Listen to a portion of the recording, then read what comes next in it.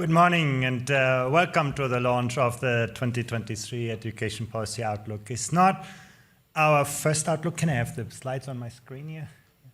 It's not our first policy outlook, but it's the first outlook under a new paradigm, namely our effort to track progress towards the implementation of the declaration that ministers made. You know, they set out ambitious aspirations, and we have a tool to see to what extent and where and how these kinds of aspirations can become a reality. And Jaak, as you said, we are doing this in a difficult context.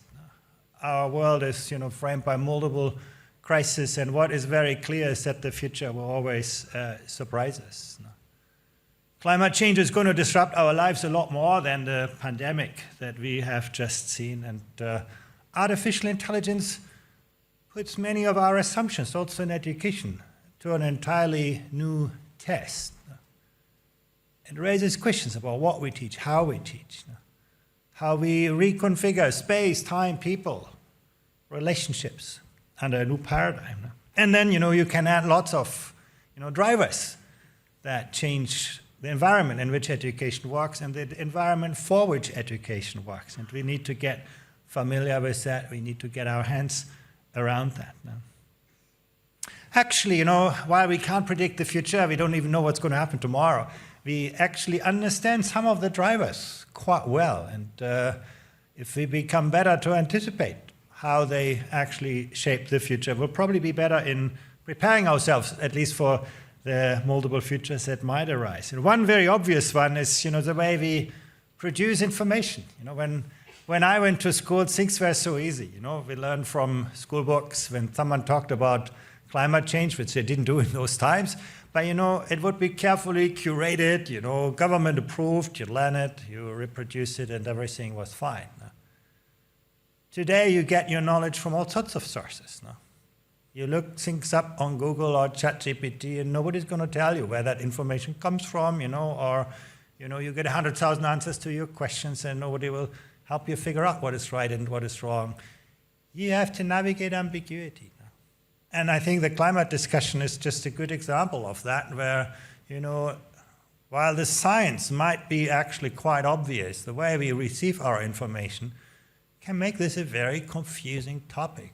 Education is absolutely fundamental to help people navigate through this. If you do not understand the concept of an exponential function, you're going to have a very hard time to follow the evolution, of the climate. So this is, I think, the first driver I want to just highlight. The second driver is social media. We, have multiple identities in ways that we didn't have before. Again, everybody posts their information. We have to come to grips with this. And then comes, our outsized ecological footprint. That is an obvious problem. We live as if there would be 1.7 planets these days. If you're an American, you live as if there would be 5 planets for every planet. And that is clearly not sustainable. We know that. We have known that actually for quite some time. That is not an entirely new phenomenon. But as you can see, we have not yet been able to move the needle by a large margin. It's aspirational. We have criteria. We have benchmarks for reaching climate neutrality. But again, I think reality is progress towards is slow, and actually other crises are overshadowing this. I'm going to come back to this in a moment, and I bring that also back to education. It's not just about what we know, it's very much about what we do, how we can build that agency, where people can mobilize their cognitive, social, emotional resources to take action, really. That's the challenge ahead of us.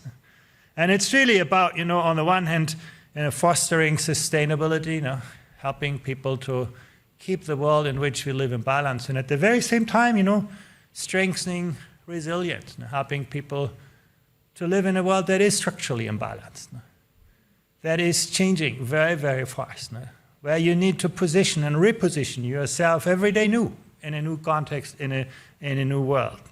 Both of those factors where education plays a key role. Sustainability, helps you make better trade-offs between the present and the future, and to We're not very good at that as humans, as individuals and as societies. And resilience also has a lot to do with education. I'm going to come back to this now.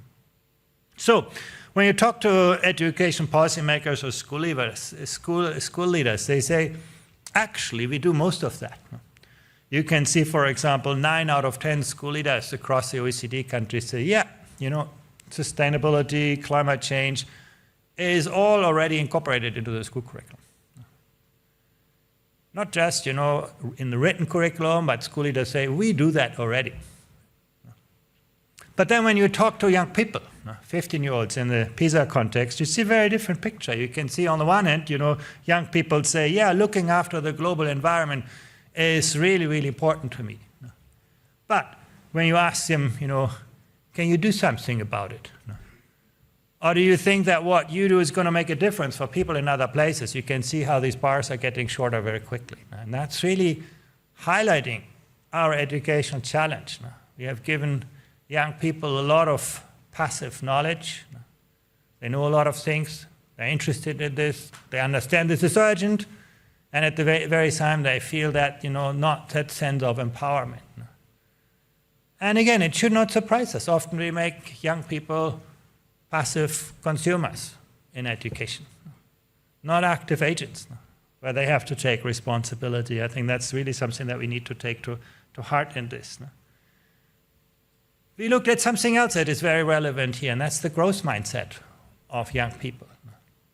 On the horizontal axis, you see the share of people, 15-year-olds who believe, the sky is the limit to success. If I work hard, if I study hard, I'm going to help. I have my teachers helping me, and I'm going to be successful. That idea that, I can overcome whatever limits. And you can see Estonia leads the world on that. At the other end of the spectrum, you take a country like Indonesia, where most students believe, well, success is all about the intelligence I was born with. So if I was not born very smart, there's nothing I can do about it, so why should I study hard? And what you can actually see, this is not just about a mindset. There's a very robust correlation between that mindset and the academic success of an education system.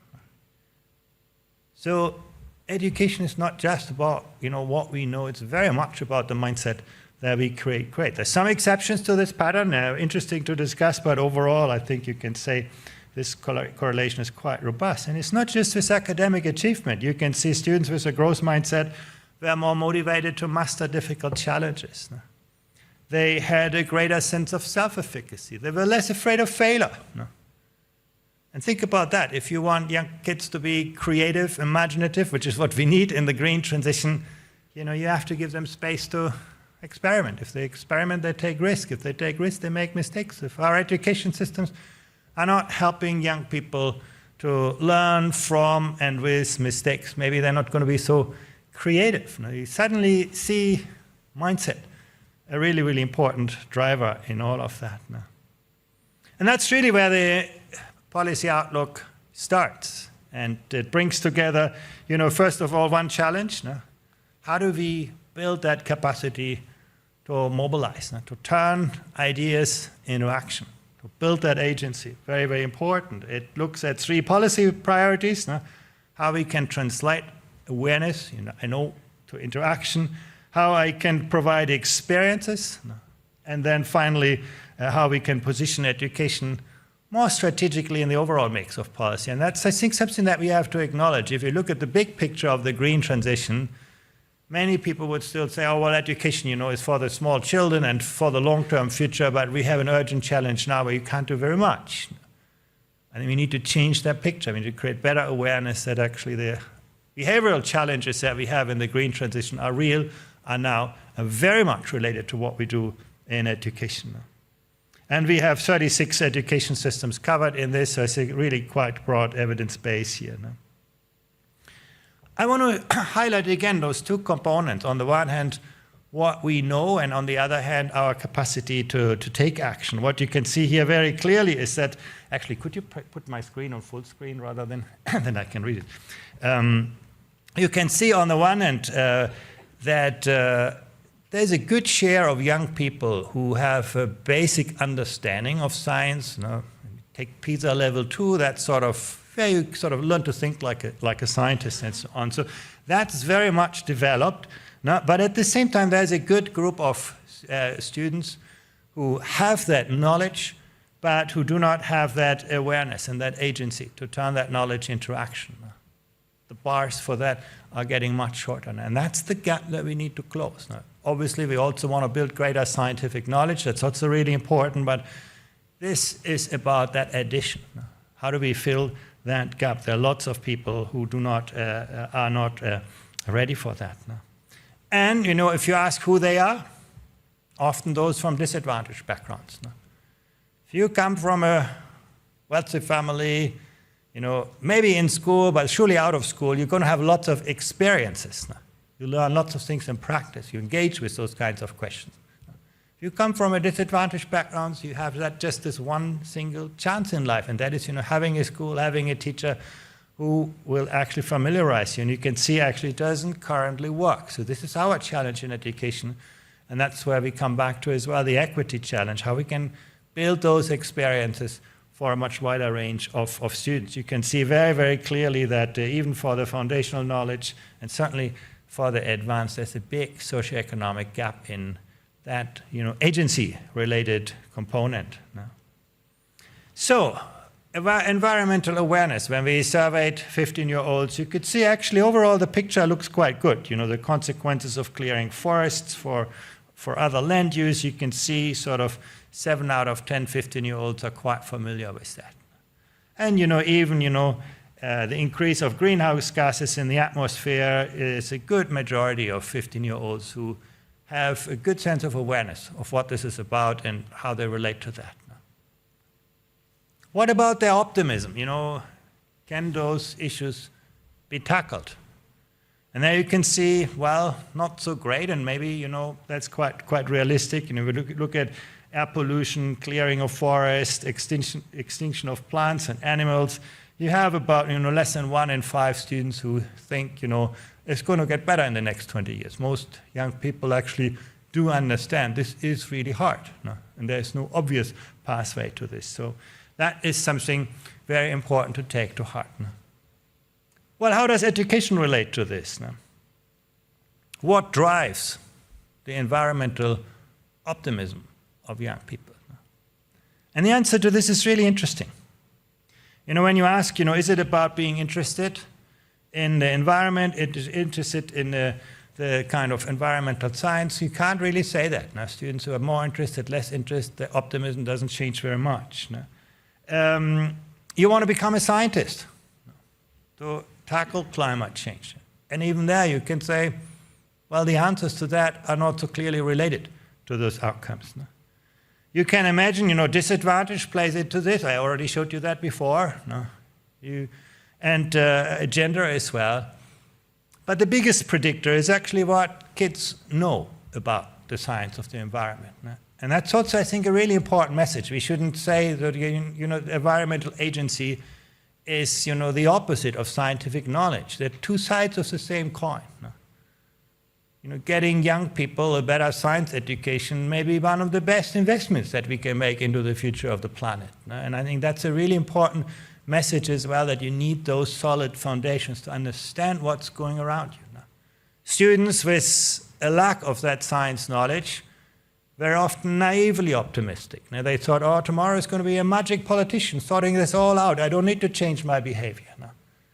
That optimism is very much driven by what we actually know. And that's, I think, something we should never forget, that a good science education may be one of the best things you can do to strengthen environmental awareness on this. And by the way, also very interested, optimism, and very interesting also on awareness. And that's actually also where you can see the interest and the careers and all of this play into this. So I think that's very important. Sorry, I don't know what's happening.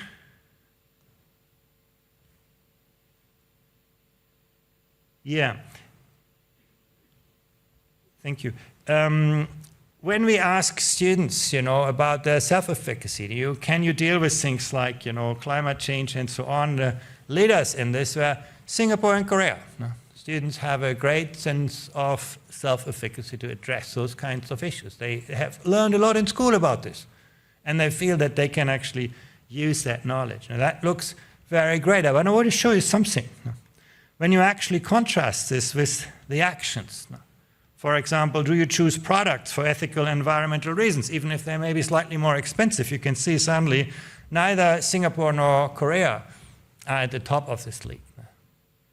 So that's a really important point to make here as well, that, just knowing doesn't mean doing. There's a knowing-doing gap often. And this, again, comes back to what education can do about agency. Let's have a look at adults. Their attitudes towards climate change. Now, what you can see very clearly on this chart is that education plays an important role. Adults who are better educated clearly have more kind of greater awareness and perceive climate change as a major threat. Now, those who are less educated think, oh, well, it's probably going to go away in one thing. The other part is labor market conditions. That's also something we should not forget. You can see here a 1% increase in unemployment now makes the percentage of adults who sort of perceive climate change as a major threat decline by 1.7%. And that really shows how economic crisis, how personal difficulties can overshadow our engagement with the long-term challenges. And I think we can see this currently in the economic crisis, in the energy crisis. Now suddenly, we start to rebuild, old power plants and all of that. Now, forgetting a little bit about the climate change. And that's a real risk, but it works at the individual level as well. You get unemployed, suddenly there are more urgent things for you than dealing with the climate issue. And suddenly the perception of a threat is less. So I think that's something I think we should take to heart on this as well. So let's have a look at how the environmental challenges compare with other mega trends. And we look at this quite systematically in the education policy outlook. Now, the first is, you can see when you look at them all next to each other, what comes first is digitalization, not much of a surprise. That obviously has the biggest influence today on our lives, on our work, on everything. So you can see that this is a top priority. Next comes equity and inclusion. Now, I think the kind of polarizing forces in our societies, in our economies, labor markets, democracies, all of this, I think, is very much in the minds of people. And then comes the climate issue, the environmental issue, environmental sustainability, and then lots of other things. So it has a high place, but not the highest. It's not, and that, again, that has to do perhaps with the time scale of where this is confronting us. But we can have a look at all three of those top dimensions for a moment. Let's start with the digital crisis. And you can see here when you ask countries, and we have those data in the policy outlook, how much of this is a priority. You can see for most, it's a very high priority now, even more so in 24 next year, and then certainly in the longer term. So digitalization by most people is perceived as something we've got to act now.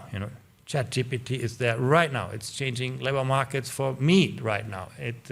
My capacity to work with AI is very, very much needed by now. You can break that out by country, very little variability on this. Now, most actually see this as an urgency for now, for tomorrow, 2024, and for the longer term. So I think that's, a very clear picture, very, very few exceptions for this. And one thing that is also interesting, that 42% of adults reported that they perceived AI as mostly helpful. The number of adults who see this more as a threat, who see the negative or harmful implications, is slightly lower. So people are divided. Is this a good force? Is it a bad force? No. But, what's interesting is the scatter plot that I'm showing you here. On the vertical axis, you see sort of that skepticism towards this, or the share of people who actually see that as a positive force. And on the horizontal axis, I show you the mathematics skills of 15-year-olds. These are not today's adults, but probably what we do today is a good predictor of what we're going to get and what we've gotten in the past. And you can see there's a very clear correlation. The more people know about a subject like mathematics, the more they can see the positive sides of artificial intelligence rather than the negative side. So again, what you know is a big predictor. If you do not understand the nature of an algorithm, you're going to be the slave of that algorithm. You're going to work on the kind of consequences of this. You're not working on the kind of proactive side. So once again, you can see how artificial intelligence also in the digital, how education also in the digital space plays a really, really important role. Our attitudes towards artificial intelligence very much framed by what we know, what education does, what our schools do today. One thing that we certainly want, and it comes back to education as well, that artificial intelligence works in favor of humans. Artificial intelligence is neutral, but it's always in the hands of people who are not neutral. So you want to make sure that those who design those kinds of tools have, a solid foundation in ethics. And when we ask ourselves, to what extent is this incorporated in vacancy notices? When we hire people, first of all, the share of jobs that directly relate to AI, not sort of using the applications, but the design of them, still quite low. Now, it's these data are 2 years old now, but still you can see that the share is very low. But when you ask yourself, to what extent is, ethics part of those vacancy notices, you can see that is even more tiny. You're talking about maximum a couple of %. But things are changing. It's actually quite interesting to see when you compare those data with 2019, you can see lots of people are working on that.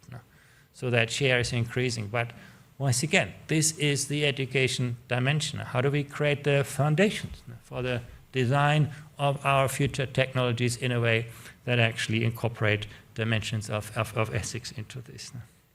Big challenge for us in education.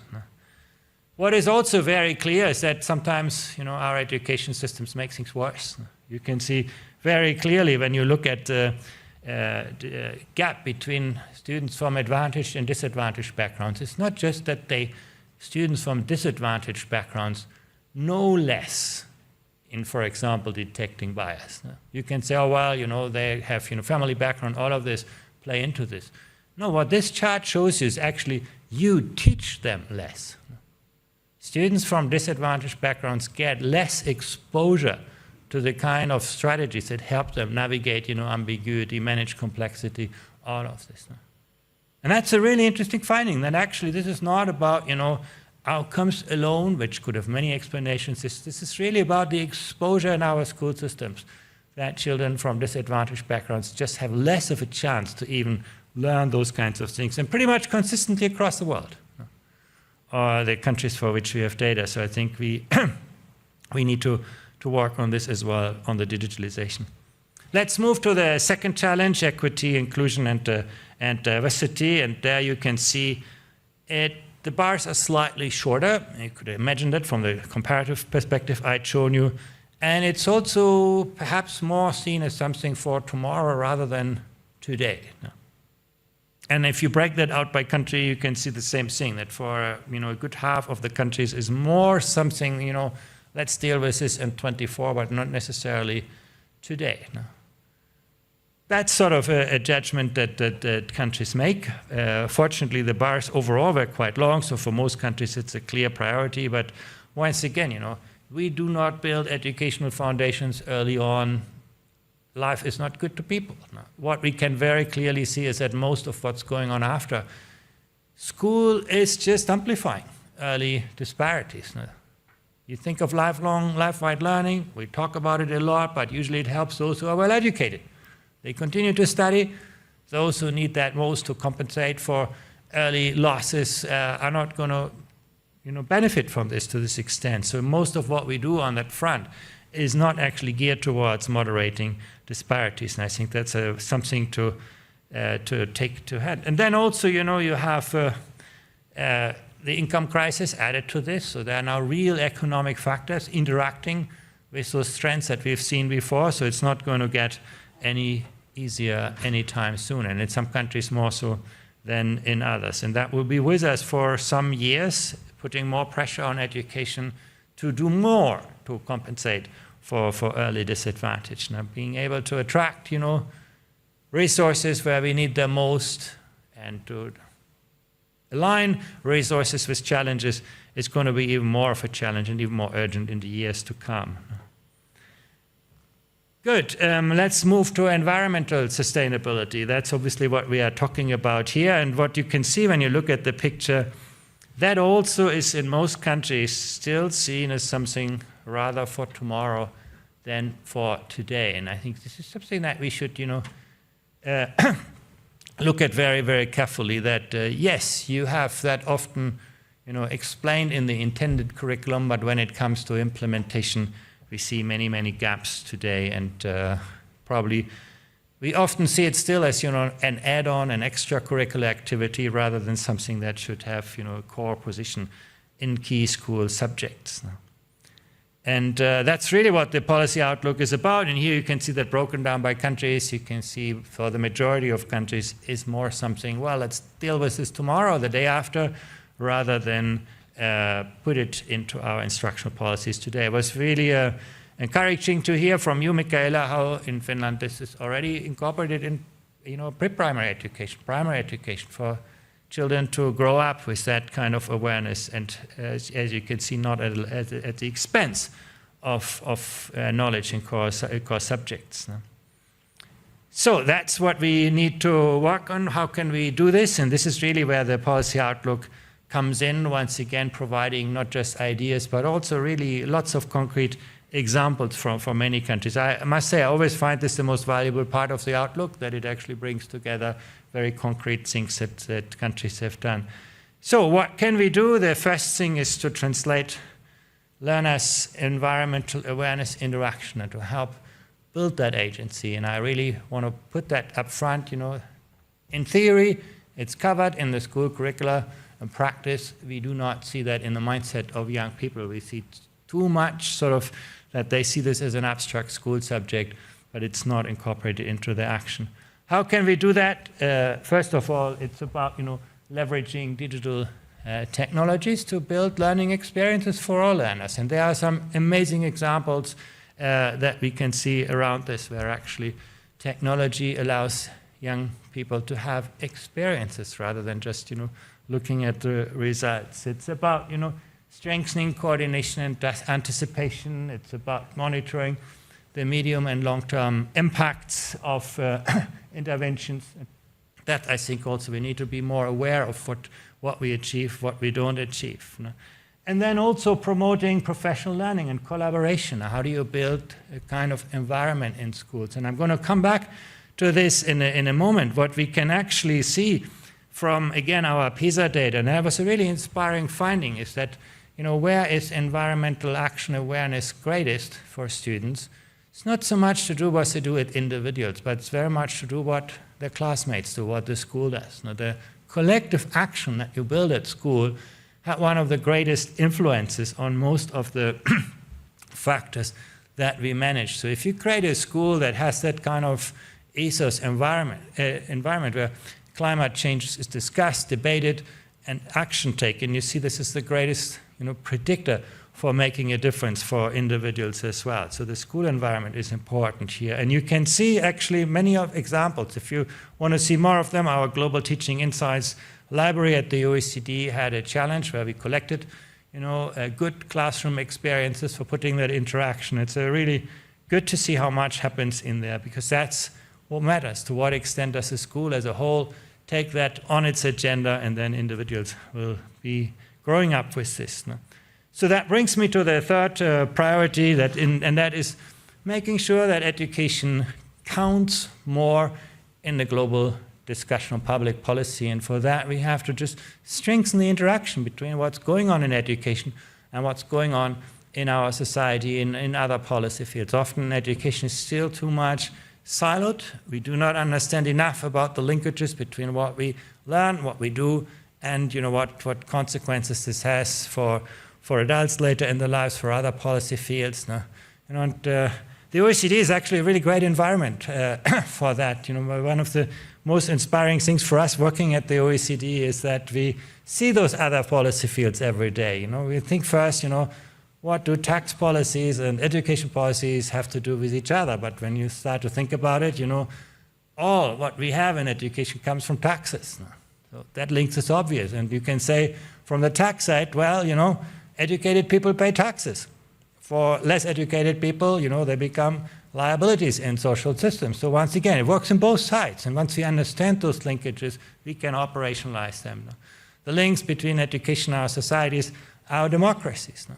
The more polarized our education systems are, the more polarized probably the attitudes to things like climate change will be. So understanding those linkages, leveraging, making education more of a player is a really, really important third priority. So we can work on this together, and you find a good starting point for this in the policy outlook. And I want to thank my colleagues, Paolo and Diana, for putting this together. Thank you very much.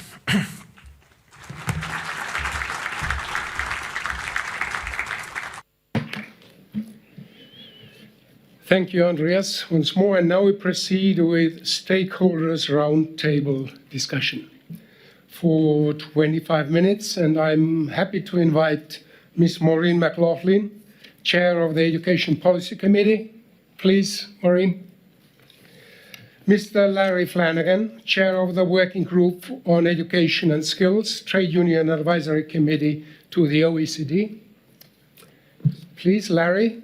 Ms. Riikka Heikinheimo, Director, Confederation of Finnish Industries. Please.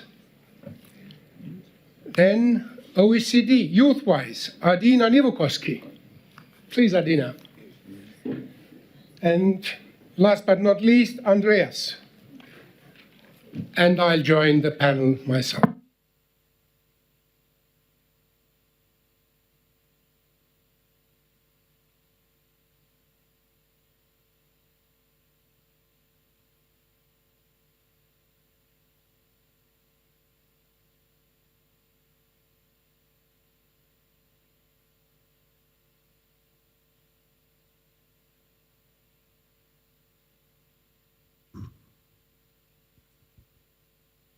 Hello?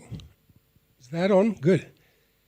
After the presentation of Andreas, what I learned from the presentation was a strong emphasis of reaching out from education, involving stakeholders, wider society, grown-ups, parents, grandparents, all society at large, and first to help them to understand how important education is for solving the challenges. So let me say a few words about the organization. I expect everybody of you to say 3 to 5 minutes, your reflections, your ideas, and then I hope we have some 10 minutes for discussion and questions from the audience. Let's proceed with Maureen, please. Thank you. Is that working? So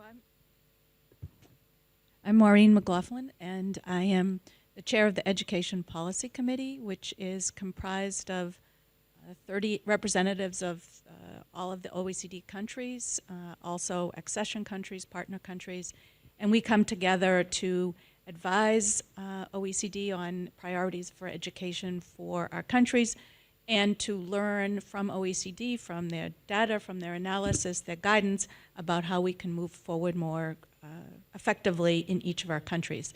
The ministerial meeting, which we heard about from several people, about building equity in and through education, was a meeting of ministers at the Education Policy Committee. And it was an extremely important meeting because there had not been an education ministerial meeting in over 10 years. So countries came together and they really charted out the language that's in the declaration. We've heard a lot about the declaration in general, but it was to build more equitable systems, equitable, inclusive, sustainable, democratic societies. It was to create bold visions for going forward post-COVID and to support lifelong learning. And I just want to emphasize that we did this with the guidance of OECD, but countries came together. It is the message from ministers across OECD countries about priorities. And I know from my Secretary of Education in the United States, the question that I'm always asked about these things is, okay, this is a lovely declaration, how do we make it real? And that's what these education policy committees education policy reform dialogues redesigned are about. They are a way for all of us as representatives of our countries to put meaning and action behind what was in the ministerial.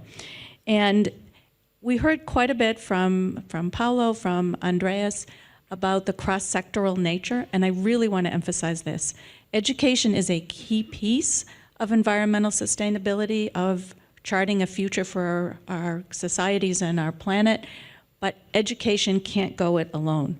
It's across disciplines, it's the science, it's the environment, it's the economics, it's the tax issues. It is absolutely someplace where education needs to partner across the board. And that's true in each of our countries. I know in the United States, we very much are working in issues of vocational education and training for green jobs. We're working very much across the Energy Department, across the Department of Labor, across the Department of Education, with our environmental colleagues, because the creation of future green jobs is only going to happen if we have the skills to help people get those jobs, and it is a hand-in-hand kind of an activity. So last week at the Education Policy Committee, we had a session that I think is very much related to the session today that included a presentation from the environmental team at OECD about tipping points. And it was one of the most persuasive, I felt, that I've heard in a long time. Very clear, not alarmist, but very clear about what is there and what this means for education. We then also heard from our education colleagues at OECD about things like the institutional examples of things that are happening. We heard about curricula. Again, we heard from Finland today about these issues being built in from early ages. We heard from countries about things that they're doing, including safe and healthy schools, the institutions that students spend their time in each day. But a big piece to emphasize there is that we need to pay attention to individuals, but we need to be paying attention to systems, and how do we create these systems. I already mentioned about the creation of new green jobs and the importance of the skills piece and the labor piece coming together. So in closing, I would say a couple of things. Education is key for learners at all ages, for our teachers, to be sure that people really know good factual information. And then we need to empower action. It is the opportunity for students to solve problems that helps them to understand how they can act. And then it's giving agency in our systems to youth to be able to take action and not just be frustrated by what they see as a sometimes pessimistic future. And then the cross-sectoral piece that I mentioned. So in this, youth policy is key, equity is key across all of these pieces. So I very much look forward to the discussions that we all have among ourselves about how we can take an excellent declaration and make it into a stronger action, particularly in this area of environmental sustainability. Thank you. Thank you, Maureen. And now we proceed with Larry and the employee and trade union view. Thank you. Thanks very much, Chair. So good morning, colleagues. My name is Larry Flanagan. I'm a teacher in Glasgow, Scotland, and also a teacher trade unionist. As chair of the 2-Act working group, we have a particular interest here in terms of education, but also in terms of schools. This morning I'll maybe just focus on education primarily. I think we had a very comprehensive overview from Andreas around the mega trends. The challenge always then, and this is a challenge for you also, is how do you turn the mega into the micro?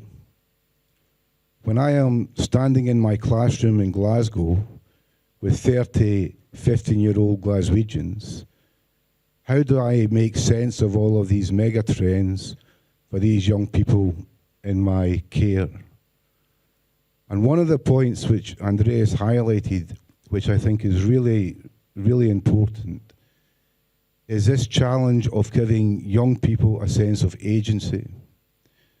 That what they actually do with their lives makes a difference to the world in which they live. As a teacher, I know that young people are eternally optimistic. They don't view the world with the same cynicism that perhaps adults do from experience. But I also know that young people face challenges in their lives, and Andreas highlighted that. a certain drop-off amongst young people about their sense of what they can do, but they have other concerns. And again, as it was shown, many young people live in poverty. 1 in 5 children in Scotland live in poverty. So if you're in my classroom and I'm trying to tell you how you can change the world, but you're actually hungry because your family don't have sufficient income, then you're a bit distracted in terms of the global challenge. So we have to, I think, approach all of this in a comprehensive manner so that we are supporting the well-being of young people as well as equipping them with a view to the future. And I do think giving a sense of agency is really critical. The other big area which I think is really important is that sustainability is not a single topic to be studied on a Wednesday afternoon or a Tuesday morning. It has to permeate the entire curriculum.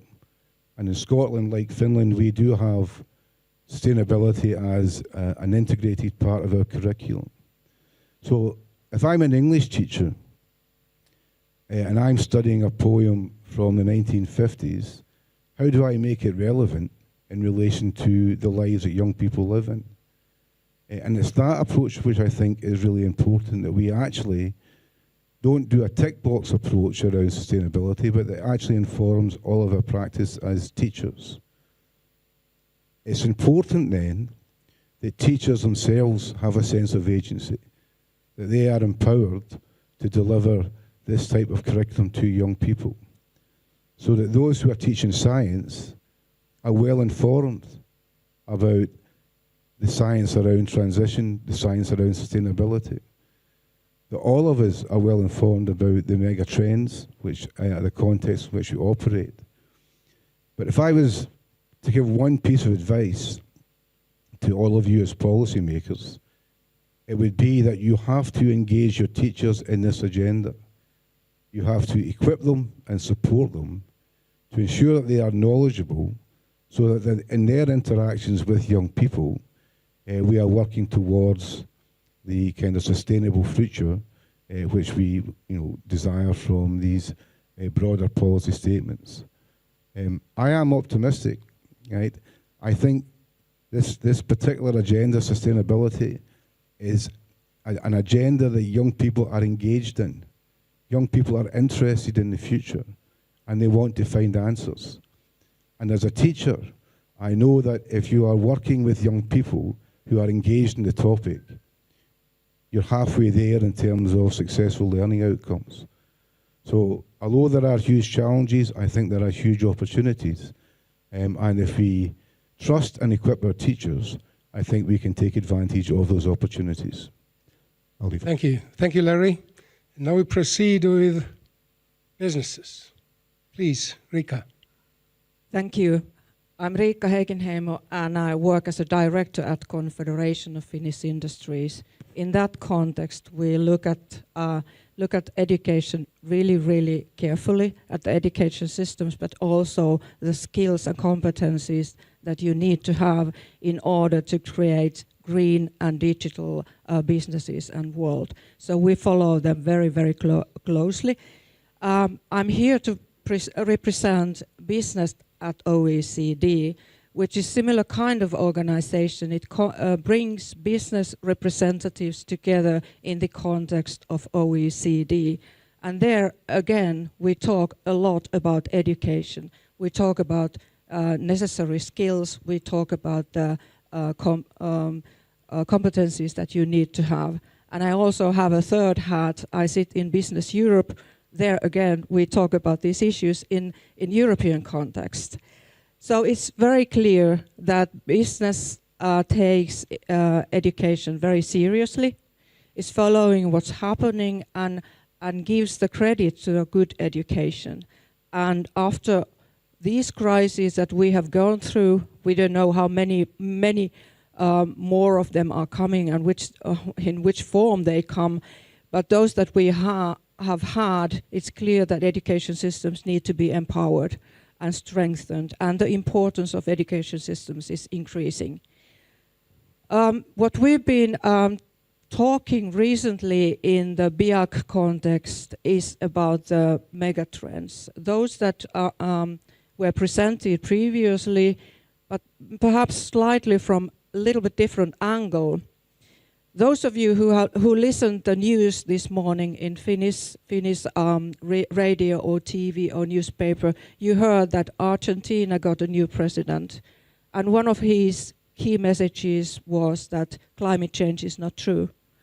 So that gives us food for thought about political instability, how much it actually affects the educational life, the world of ours. If you have very unstable geopolitical context and political instability, it's a huge distractor from dealing with things like climate change or sustainability issues. And what it leads to is that countries are divided into separate groups, and countries are divided from each other in areas where we definitely should work together.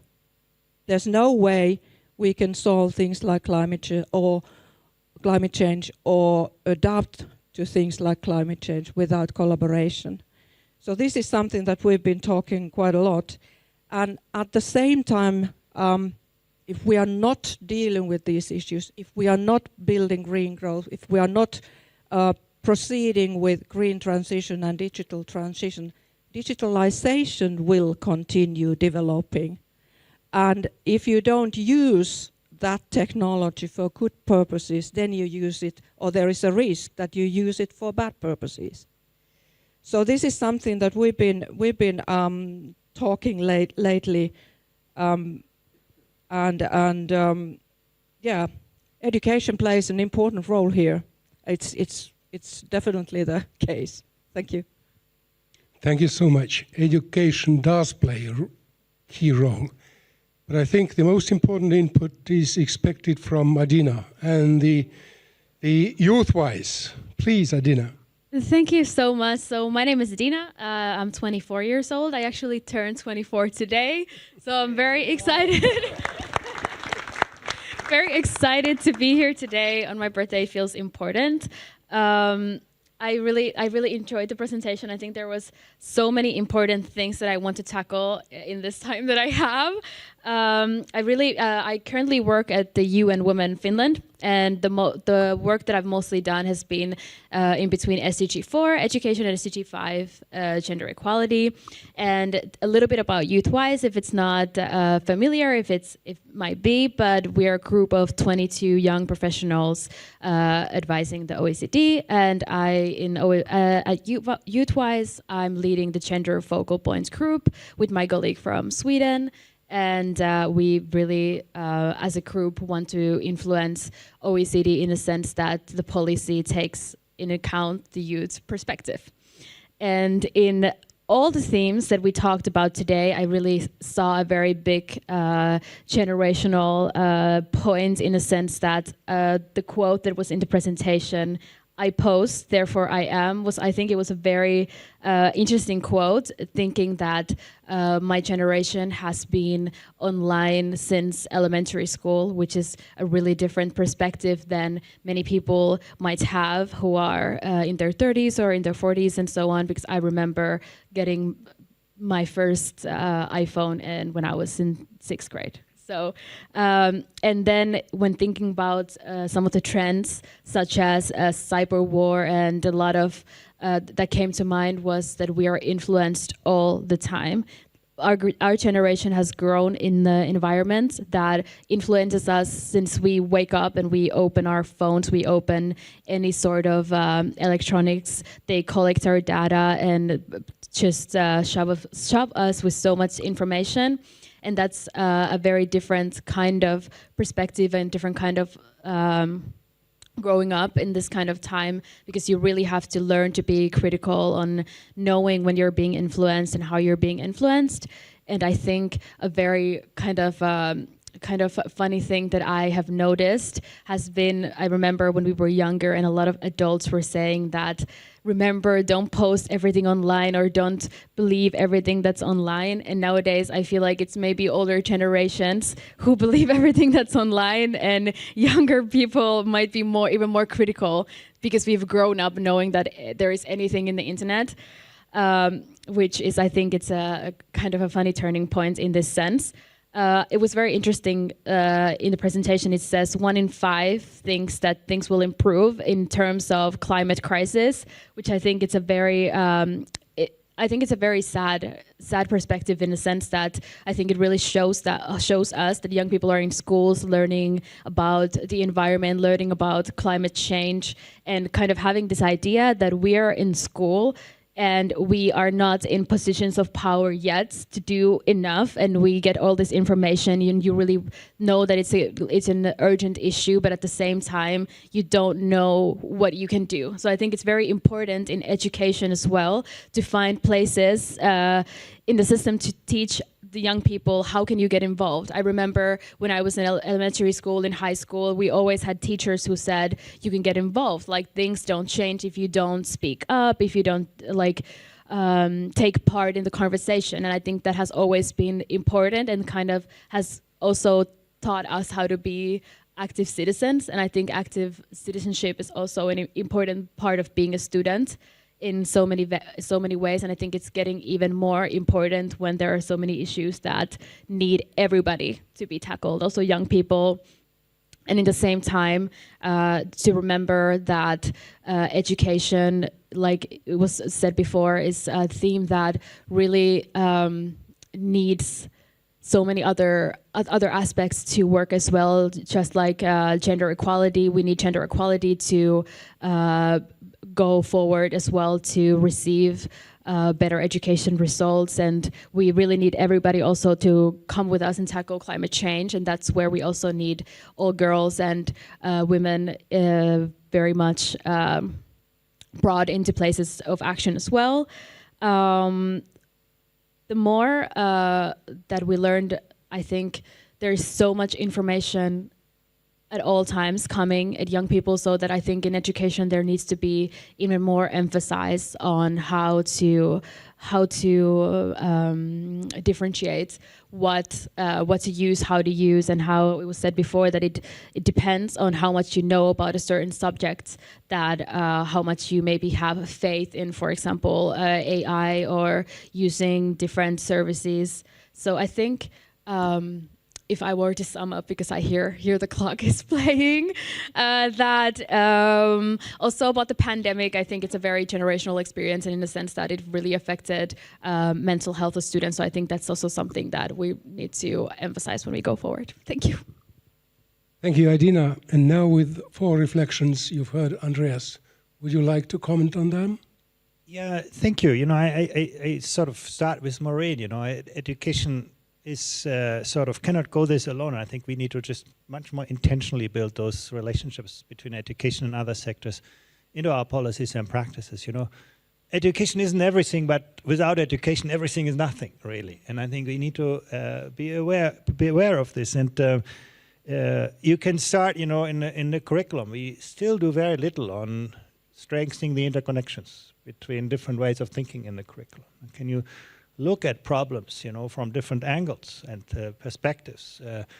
Can you actually make better trade-offs between the present and the future? All of that, I think, is to do with education. And I often hear, well, you know, education, and Jaak, we talked about this over breakfast, education cannot deal with all of the problems of society. And that is obviously true, but I think if we are not doing better to mobilize education as an actor to strengthen links to a society, I think we will be in great difficulties, you know. And in some decades ago, you know, people started with this idea that, you know, schools should be kind of parent neutral. You know, they should provide an environment where even children who do not have, you know, parental, you know, support should flourish. And actually, if you look around the world, there is not a single education system that succeeded with this.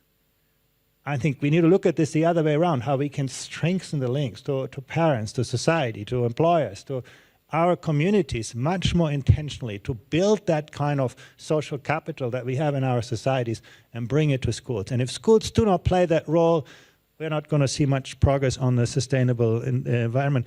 We learned that lesson, I think, during the pandemic. In fact, our forthcoming PISA report devotes a lot of attention to those kinds of linkages and interaction, and I think we have to do that in a much more intentional way.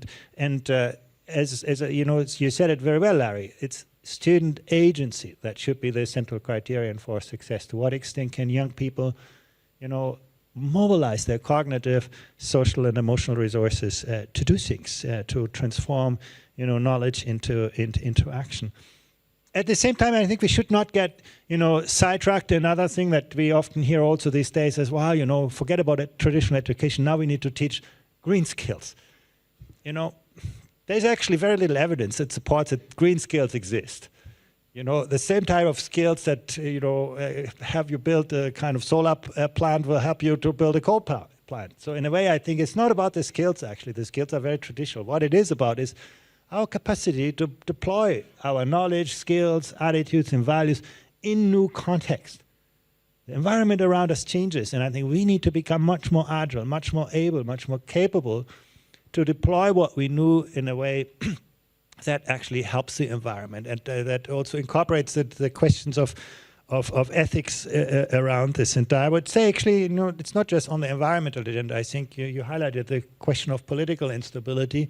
That polarization is also an artifact. The only way how we can, bridge that polarization is by creating a better kind of people who do not feel a floor under their feet are the ones who build walls around them. You can see that, economically. You can see that socially. You can see that politically. So, and we can build that floor much, much more intentionally. I would add a dimension that I didn't hear here, and that is the greater global awareness.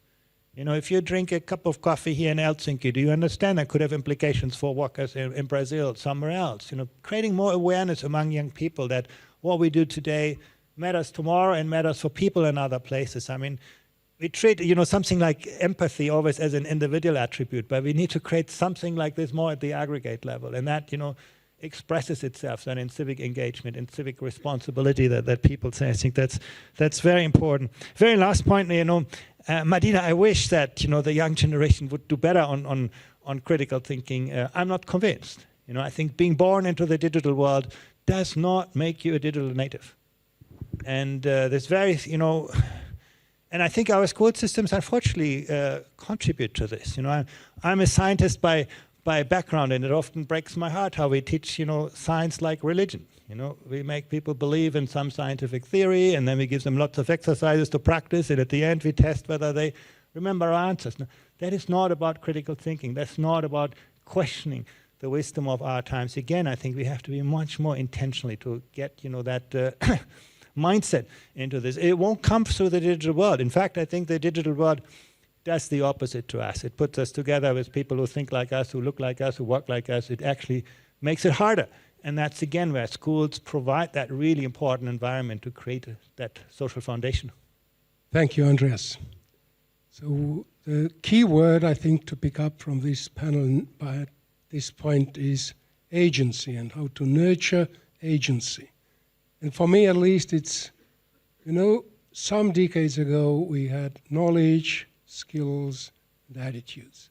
And gradually over years, we've been moving from emphasizing knowledge to emphasizing skills to attitudes, self-confidence, agency, that students matter. I think that's been a big change, but now we do have some 7 minutes, as I understand, for questions. And I'm expecting that from the audience, both in this room as well as online. If there's any, please come up with.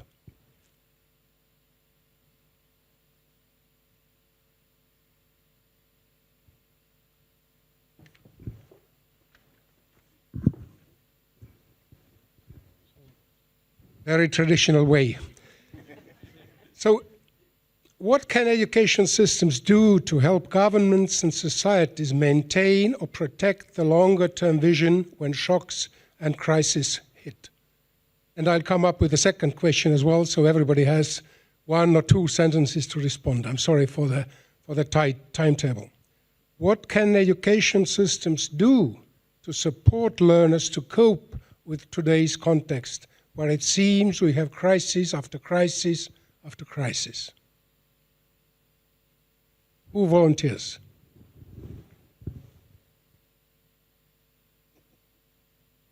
I leave the last word again to young people. Then maybe we should start from Andreas here.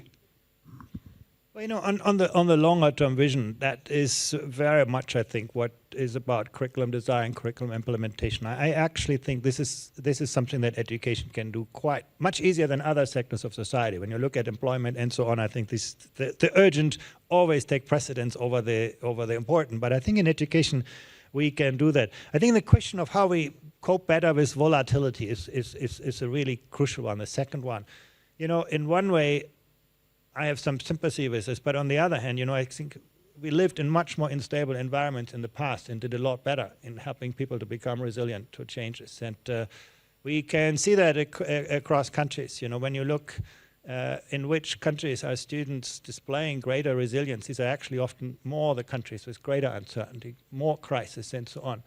So I do believe we have to make children more resilient, and creating an environment where everything looks artificially safe is not the right way to do this. Children have to learn that, you know, they have to work hard, that they experience failure, they have to learn from and with failure and become cognitively, emotionally resilient to change. If we do not achieve that, I think even tomorrow's environment will not be better to them. Shall I continue? Thank you. Rika. Yeah. What kind of education systems are good and give us support in the future? Well, first of all, the education system has to be of quality, so good quality, and providing young people good basic skills. We believe in good basic skills, literature, and that kind of things. Those that you need, then you can continue in your life into what direction you wish to go for. So it has to be of good quality, but then it also has to be resilient so that it can adapt its activities to the changing environment. And what we see a lot is that it has to have something to offer for those who already left school. So those who want to come back and update their skills. So it has to have something to offer there in a way that is appropriate for them. So that's my answer. Yes, Maureen. Well, uncertainty and change are a fact of life. Some uncertainty and some change is good. Some is more cataclysmic, and in between, all the way around. So what do we need to do? We need people to have a strong foundation of education, an ability to sort through what's happening, to be able to say, this is true, this is not true, this is something I can change, this is something I can't. But you really need to be able to kind of go back to the core to be able to know what the situation is. And again, uncertainty and chaos are part of our lives, and it's part of what we're hoping to have people learn in education. You've got your basic foundational learning, but then you have your critical skills to be able to press out what's happening and decide how to go forward. So unfortunately, I think people are bombarded now, and that's maybe a difference from history, as Andreas said. You weren't necessarily bombarded every minute with what is happening around you, and that makes it feel more cataclysmic. And that means that in schools have to be able to give an environment that supports people in that kind of a context that we're living in. Thank you. Larry. Yeah, I would turn the question round slightly and say, how do we protect our schools from the volatility and the political instability? And I think the answer is, just to follow on from Maureen's last point, it's about the school's own sense of community, its own sense of resilience. Community as a school, and community as the school being the heart of the wider community.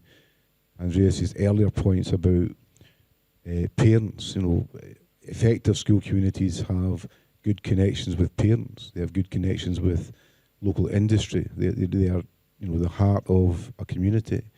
And I think in a way that, in a sense, you know, you look to your family when the pressure's on. Your family is your kind of stable unit.